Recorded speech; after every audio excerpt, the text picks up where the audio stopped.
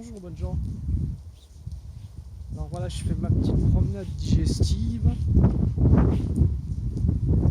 Là j'ai les petites montagnes qui vont bien. J'espère qu'il n'y a pas trop de vent parce que j'ai pas de micro directionnel, donc je vais peut-être tenir la caméra pas trop loin pour que vous m'entendiez. Et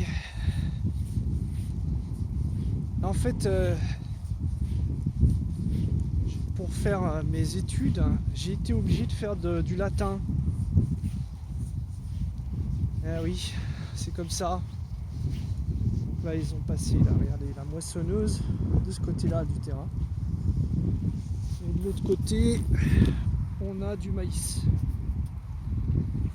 Je sais pas si j'ai mis le doigt devant l'objectif de nouveau. Bon, alors bref. Ça y est, ça commence à moissonner. Bon, donc j'ai fait du latin. Et pour faire du latin, on étudie le classique et c'est Cicéron. Or, Cicéron a eu une de ses premières affaires. Vous savez qu'il a défendu des cas, donc on dit qu'il était avocat. Enfin, c'est parce que dans ses activités politiques, quand vous étiez de bonne famille dans la République romaine, ça j'en ai déjà parlé, vous aviez ce qu'on appelle une clientèle. C'est des gens qui étaient dépendants de vous, vos gens. Et voilà, Cicéron avait parmi sa clientèle un jeune homme d'une bonne famille qui s'appelait Marcus Tullius. Et le pauvre s'est fait accuser à tort de patricide. Patricide à l'époque romaine, s'il y avait pas, on ne pouvait pas imaginer pire que le patricide. C'était le pire des crimes qu'on puisse peut-être comment dire désacraliser un temple, des choses comme ça, vous voyez. Mais c'était très très très très grave. Et donc il risquait la mort, bien entendu. Et Cicéron a bien retourné l'affaire. D'abord, il a fait établir que pendant les lieux du crime, justement, le père de Marcus Tullius se trouvait dans sa villa, dans la Campania romaine, et donc pas à Rome. Et Tullius, lui, était à Rome. Marcus Tullius était à Rome, donc un bon alibi qui a pu être donc confirmé. Et donc ensuite, il s'agissait de désigner les personnes qui potentiellement étaient derrière ce crime. Et on est tombé donc sur un personnage dont j'ai oublié le nom. Bon, vous pourrez trouver ça sur Wikipédia. Hein. Et ce qui est intéressant, c'est que donc il y a un moment où Cicéron sort cette réflexion cui bono. À qui profite le crime? Et donc en fait, voilà, on a l'enrichissement personnel de la personne qui a fait exécuter le père. Donc on présume qu'elle a fait exécuter le père de Marcus Tullius et qui l'a accusé à tort, bien entendu.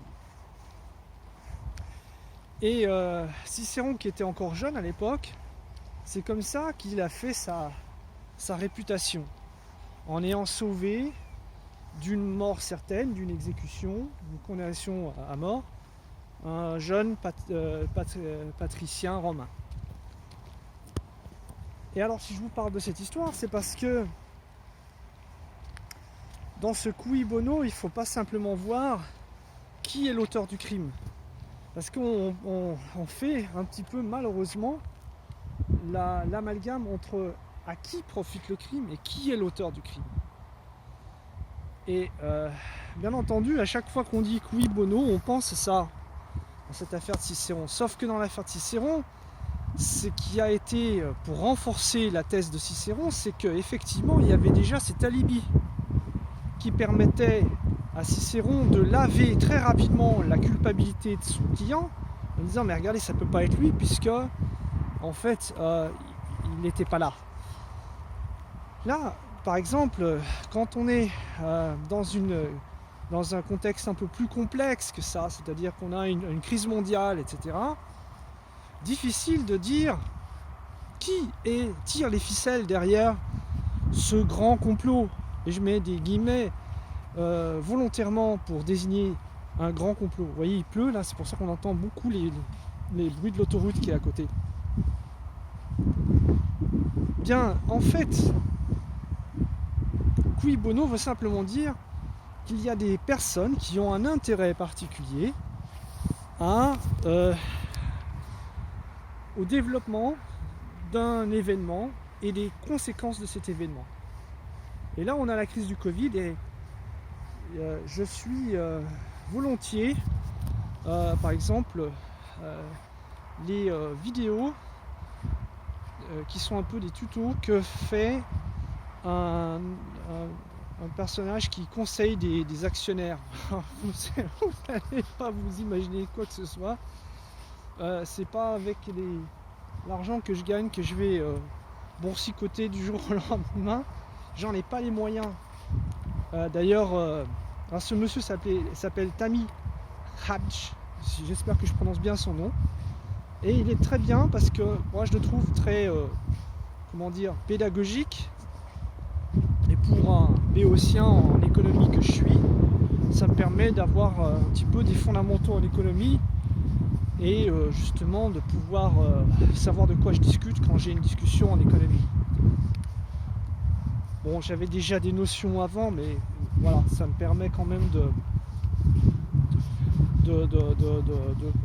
vérifier si j'ai pas des connaissances qui sont un peu hasardeuses. Et voilà, donc que Tammy, je vais l'appeler Tammy, ça sera plus facile, a parlé récemment des actions en bourse qui ont monté, et notamment avec la crise du Covid et après la crise du Covid. Et on voit que, par exemple, dans le secteur du transport, et surtout transport aérien, c'est la chute totale. Donc toutes les grandes compagnies aériennes, ils sont en train de piquer du nez, mais sérieusement. Et vous avez d'autres entreprises, par exemple, de voitures, de production de voitures, l'automobile, qui sont actuellement pas trop bien portantes, comme Volkswagen, etc. Mais bon, qui ont encore un bon pactole parce qu'ils ont un bon capital, ils font un bon chiffre d'affaires. Volkswagen fait dans les 220 milliards de chiffre d'affaires par année. Donc c'est quand même pas prêt de s'arrêter du jour au lendemain. Par contre, il y a un nouveau parti prenant, c'est Elon Musk avec Tesla, donc qui fabrique des voitures électriques.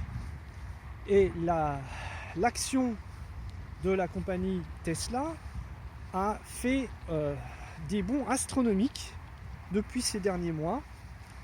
Donc en fait, comme dit Tammy, il n'y a pas forcément quelque chose de rationnel là-dedans. Vous avez aussi des phénomènes qu'on pourrait attribuer à des instincts grégaires. Si tout le monde le fait, c'est qu'il doit y avoir un bon filon, entre guillemets, je résume. Il n'y a pas forcément de rationalité derrière. Si bien que les gens achètent maintenant, apparemment, du Tesla, et sans fondement, parce que le chiffre d'affaires de Tesla sur l'an 2018, c'était de 24 milliards. C'est-à-dire qu'ils vendent beaucoup moins de voitures que, par exemple, Volkswagen, bien sûr, ou Toyota, vous voyez, les grands géants. Alors, pourquoi il se passe des phénomènes comme cela ? Il y a plusieurs raisons, donc Tammy en a parlé. Il y a, pour l'instant, avec la crise du Covid, eh bien, les actionnaires, les investisseurs vont avoir tendance à mettre leur argent sur des valeurs refuges. C'est-à-dire donc pour l'instant c'est tout ce qui est nouvelle technologie, c'est pour ça que vous avez les GAFAM qui vont profiter de cette crise. Et par exemple des nouvelles technologies, des voitures électriques, donc comme Tesla, qui monte en flèche dans les courbes boursières. Ça ne veut pas dire que ça va rester, mais en tout cas c'est comme ça que ça se passe. Et cui bono, là ça veut dire simplement que c'est par exemple Tesla ou c'est par exemple les GAFAM qui profitent du Covid. Et c'est un fait, on ne peut que constater cela. Ils profitent du Covid. Ça ne veut pas dire qu'ils sont à l'origine du Covid, vous voyez. Donc cui bono, c'est pas celui qui a perpétré le crime, c'est les agents dans un système, par exemple, qui profitent du crime de façon objective.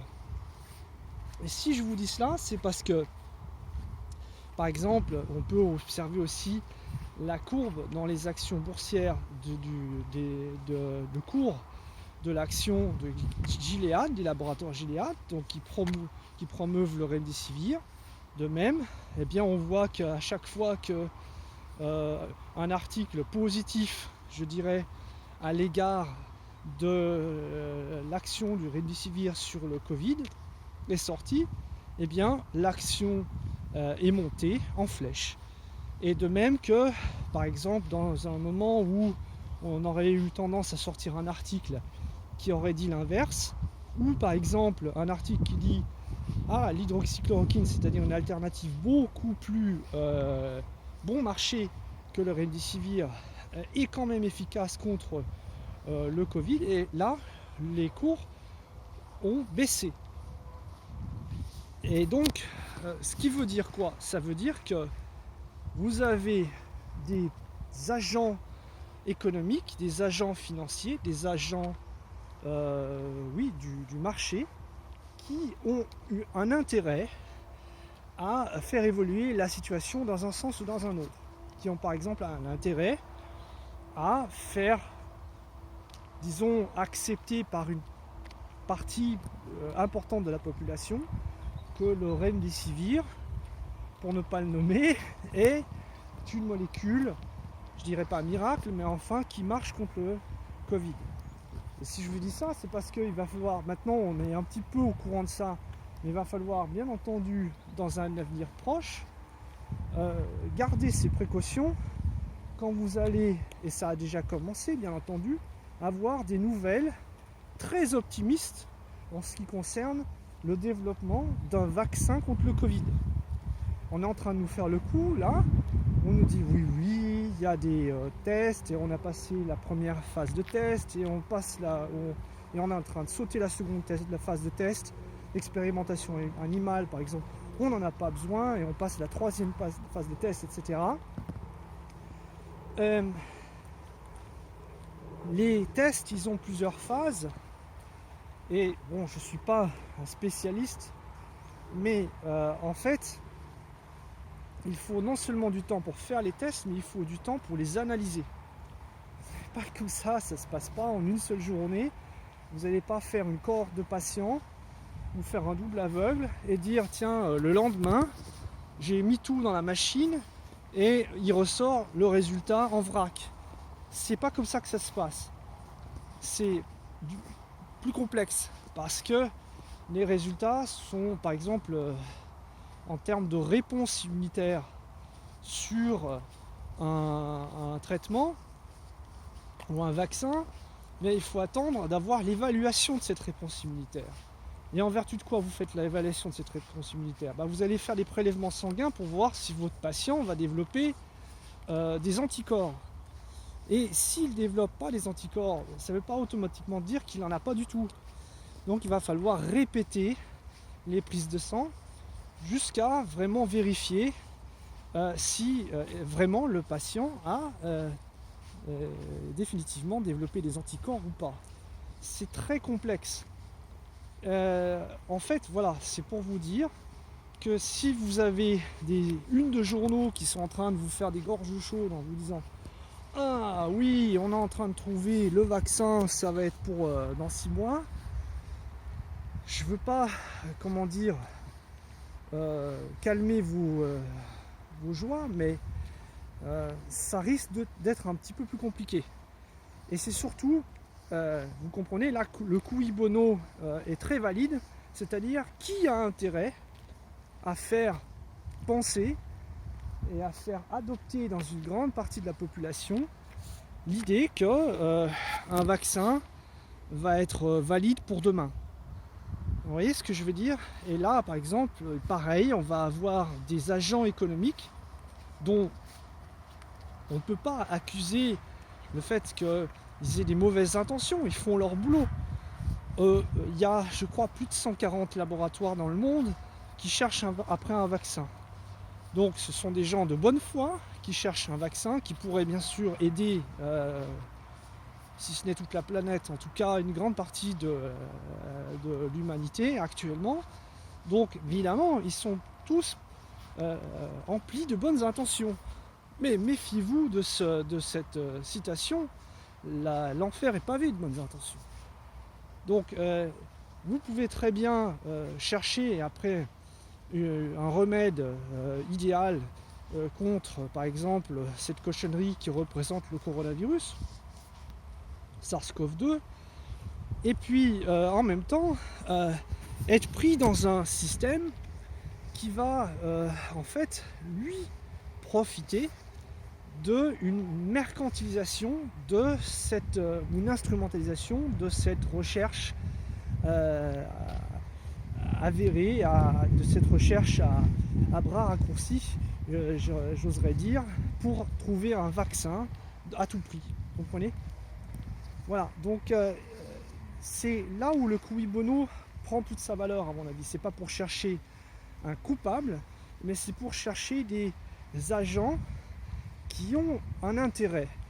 Et c'est en plus, à mon avis,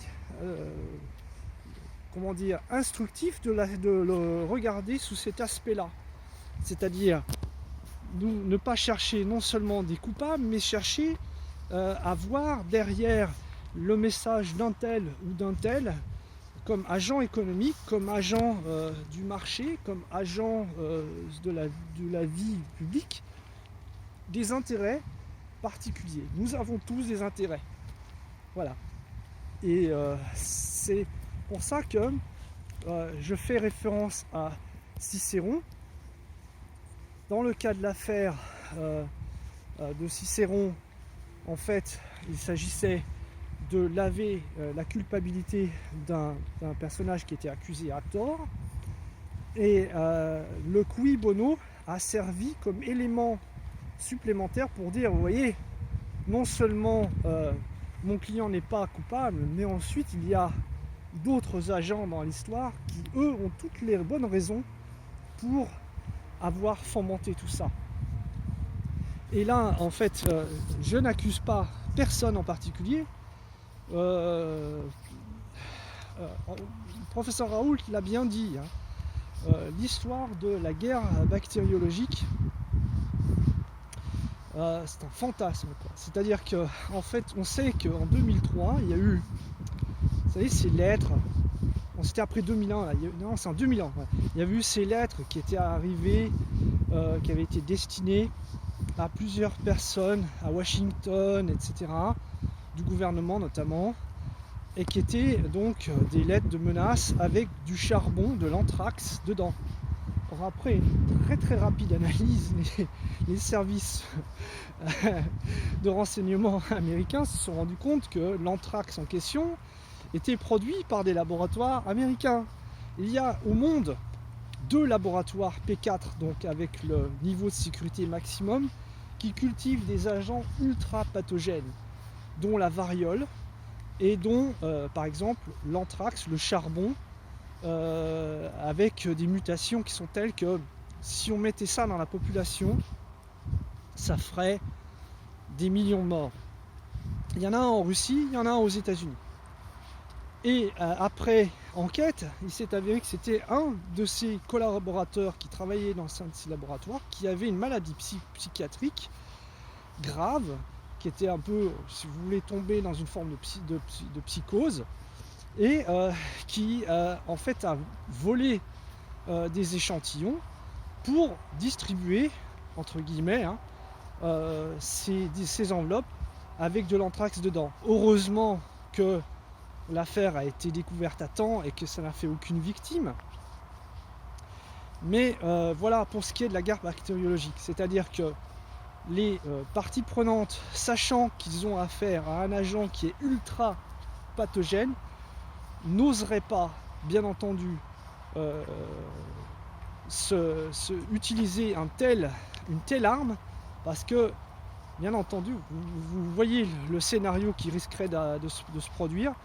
Eh bien, c'est un fléau qui se retournerait très rapidement contre celui qui l'a semé. Donc voilà, on ne joue pas avec ça. C'est comme l'arme nucléaire. C'est l'arme de dissuasion, mais on ne peut pas jouer avec ces armes-là. Elles sont beaucoup trop dangereuses à manipuler.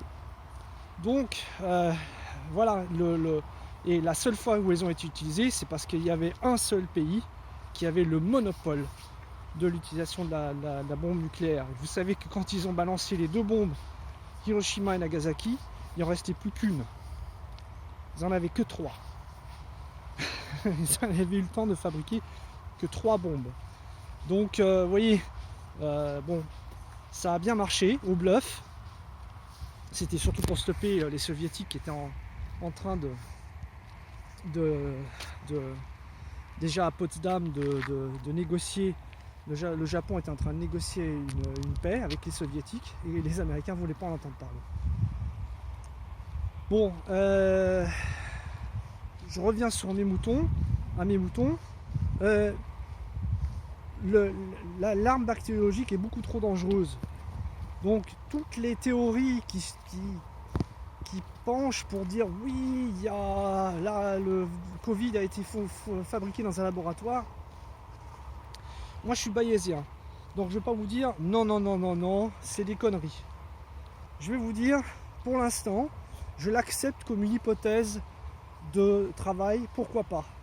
Mais j'y accorde très peu de crédibilité. Je vais dire, allez, on va se jeter parce qu'en bayésien, il faut toujours parier. Alors je vais vous dire 1% ou 2% de crédibilité, vous voyez, à peu près, peut-être 2%. Et la thèse qui m'apparaît la plus favorable à l'heure actuelle, après analyse de toutes les données, de tous les éléments, c'est que le fameux SARS-CoV-2 n'est pas apparu à Wuhan en décembre 2019, mais qu'il est apparu quelque part en Chine, on va dire, ou en Asie du Sud-Est. En tout cas, plusieurs mois avant, voire éventuellement plusieurs années auparavant, sans qu'on s'en rende compte, en bruit de fond comme ça, sans qu'il y ait vraiment de panique, parce que en gros, quand vous avez un patient au fin fond de la Chine qui vient et qui tousse, vous n'allez pas penser automatiquement à faire un prélèvement pour dire tiens, est-ce qu'il a une nouvelle forme de pneumopathie qu'on ne connaît pas. Oui. Donc très certainement les 3-4 patients, ou je sais pas moi, les patients qui étaient avant et qui étaient comme ça passés sous le radar et qui venaient, qui faisaient une pneumopathie et éventuellement qui en faisaient des complications et qui crevaient dans leur coin, on n'y accordait pas plus d'attention que ça, sachant que chaque année il y a des tas de gens qui meurent pour des raisons XY de maladies respiratoires aiguës. Et puis probablement qu'il y a eu les jeux militaires en Chine, et là on a déjà détecté à ce moment-là des athlètes qui sont retournés chez eux avec des formes de pneumopathie nouvelles, enfin disons qui posaient des questions, et ensuite on a eu donc probablement un patient à Paris là qui a été testé, qui a été détecté en novembre 2019, et c'est la raison pour laquelle je penche pour cette version de l'histoire, c'est-à-dire que ce virus circulait déjà à bas bruit depuis un certain temps. Ensuite, en décembre, eh bien il est apparu peut-être sous une nouvelle forme, avec une mutation peut-être, qui l'a rendu plus virulent à Wuhan, sachant qu'à Wuhan vous avez beaucoup d'industries et vous avez une pollution de l'air qui est très importante, donc ça a très certainement favorisé aussi l'apparition de formes plus graves. Et à ce moment-là, les autorités chinoises ont, décidé de sonner l'alarme. Et pour calmer les investisseurs, là encore, cui bono, imaginez que vous avez un pays qui compte 1,4 milliard d'habitants et qui est menacé, ça lui pend au nez, d'avoir une épidémie qu'il risque de ne pas maîtriser et qu'il le sait, qui va se répandre comme une traînée de poudre. Et sachant que vous avez tous les investisseurs de l'étranger qui vont rapidement poser des questions et éventuellement, si ça tourne en vrille, eh bien si ça part en vrille, qui vont tout simplement fermer leurs usines. Donc, sachant que le gouvernement chinois n'est pas forcément un gouvernement d'humanistes, eh bien la réaction c'est on va mettre le tout pour le tout, on va mettre le paquet. On va fermer, on va tout mettre sous cloche et on va amener l'armée et on laisse les gens emprisonnés chez eux, quoi, pour ainsi dire. Et voilà, vous avez déjà le premier effet Covid, c'est-à-dire une pneumopathie qui est inquiétante, qui fait des morts, qui a l'air de se répandre comme ça et donc qui n'a pas l'air d'être contrôlable dans un premier temps, et un gouvernement qui fait tout pour le contrôler et surtout pour sauver la face vis-à-vis de l'étranger. Et ensuite, eh bien, vous avez un effet de boule de neige. Donc voilà, après, donc des laboratoires pharmaceutiques qui ont des intérêts à vendre leurs molécules sans leur jeter la pierre, sans dire que ce sont forcément les gros méchants, mais simplement ils font leur business. Et puis peut-être maintenant, pareil, avec des intérêts financiers qui veulent développer un vaccin par exemple, et d'autres intérêts. Il faut chercher à chaque fois le cui bono. Non pas pour dire c'est vous, à vous la faute, mais pour dire si vous faites ça, si vous prenez cette mesure, si vous dites cela, c'est peut-être parce que vous avez un intérêt. Pas uniquement, pas forcément. Il peut y avoir des gens dans le tas qui sont désintéressés. Je ne suis pas en train de dire qu'il y a toujours des intérêts. Mais c'est très bien de se poser la question de savoir si les personnes ont des conflits d'intérêts. On ne le fait pas assez.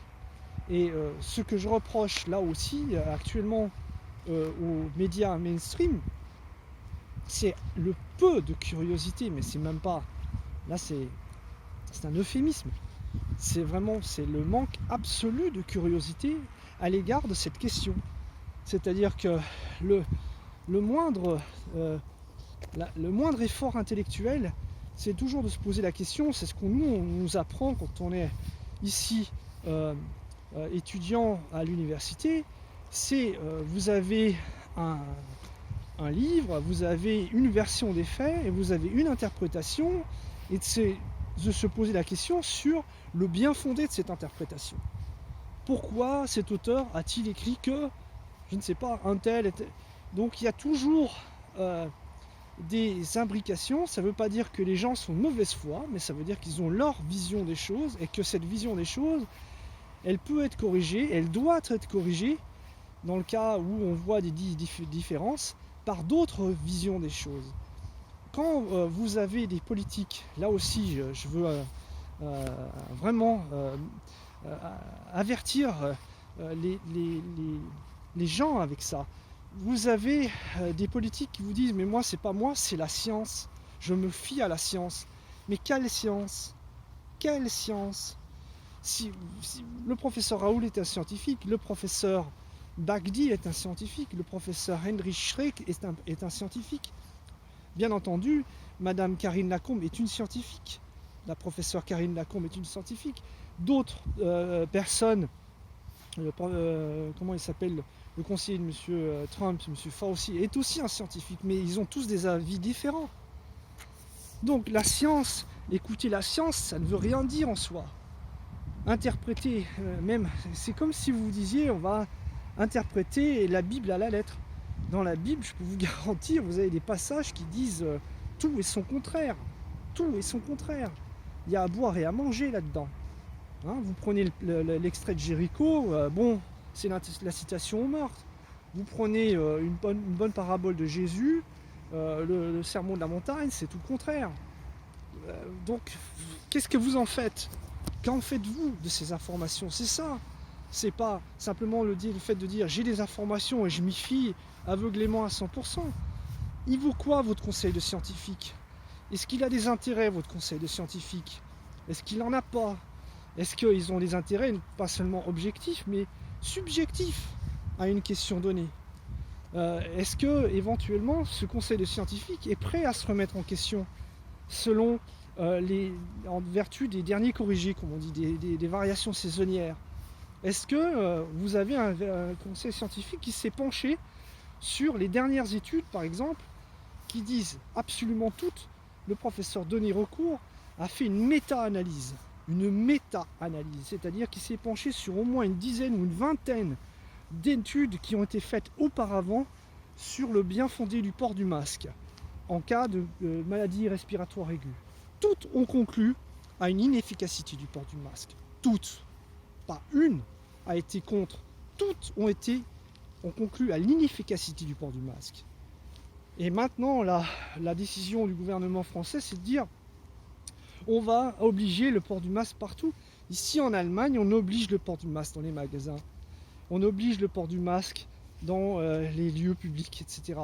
Vous croyez qu'on a moins de cas qui se déclarent de Covid qu'en France?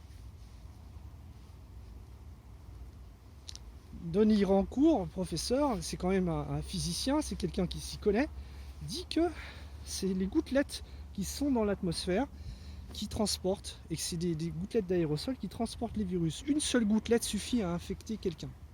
Une seule. Et des gouttelettes qui ont la taille de 0,1 micron, ou quelques microns, qui passent au travers des tissus. Alors, vous aurez un effet de protection relatif, parce que si vous mettez un tissu devant votre bouche, vous allez avoir un effet de protection quand même, mais vous n'aurez pas un effet de protection à 100%. Moi, ce que j'aurais tendance à conseiller, je dis ça, mais voilà, avec toute la précaution que je ne suis pas du tout scientifique à ce niveau-là, mais ce que j'aurais tendance à conseiller, c'est vous avez un groupement de personnes qui est conséquent, de plusieurs centaines, voire de plusieurs milliers de personnes, et vous êtes à cet endroit-là en même temps, un concert ou quelque chose là comme ça. Évitez de rester trop longtemps, ou alors à ce moment-là, si vous craignez pour votre santé, prenez un masque éventuellement FFP2, sachant que vous allez courir un risque de tomber malade. Bon, si vous êtes malade, que vous avez un rhume ou quelque chose dans ce genre-là, que vous ne pouvez pas identifier, vous êtes productif, vous êtes prolifique, à ce moment-là, mettez-vous un masque sur la tête ou alors restez chez vous. Évitez d'aller à des activités qui risquent, comme du sport, etc., qui risquent de faire que vous allez infecter d'autres personnes. C'est le bon sens qui parle. C'est le bon sens qui parle. Et puis c'est tout. Lavez-vous les mains, et c'est ce que conseillent tous les médecins, avec du bon vieux savon de Marseille, et ça ira très bien. Et on n'a pas de raison de faire porter le masque dans les transports en commun à tout le monde. On n'a pas de raison de faire transporter le masque dans les magasins si on n'est pas aux heures de pointe à tout le monde. On n'a pas de raison, voilà, si vous êtes dans une cabine d'essayage et que vous essayez un vêtement, il n'y a pas de raison de se formaliser. Vous n'allez pas attraper le Covid parce que ça ne va pas se mettre sur votre peau. Et même si ça se met sur votre peau, c'est pas grave. Le Covid, il ne va pas passer la barrière de votre peau. Alors si vous mettez du désinfectant sur les mains toutes les 20 minutes et que vos mains sont crevassées, même chose, il faut faire travailler sa logique. Nous ne sommes pas nés avec des bouteilles de désinfectant sur le dos, et nous ne sommes pas nés avec des masques chirurgicaux sur le nez.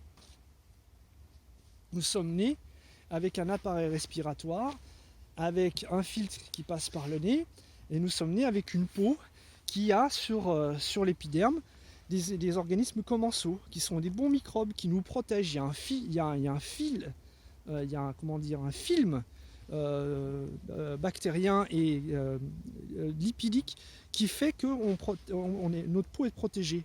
Et la plupart des virus, la plupart des bactéries que nous respirons, que nous inhalons, auxquelles nous sommes en contact, ne nous procurent aucune maladie. Là, je suis à l'extérieur et je pense qu'il y a au mètre cube quelque chose comme plusieurs millions de virus au mètre cube. Je ne les vois pas. Et ils ne vont pas me rendre malade. Donc voilà, posez-vous la question, à qui profite le crime? Non pas pour incriminer les gens, mais tout simplement pour rappeler à la prudence. Voilà, bon, et bien encore une vidéo qui a débordé je suis vraiment pas fait pour les vidéos trop courtes, visiblement. Et portez-vous bien, et voilà, ouvrez l'œil et le bon.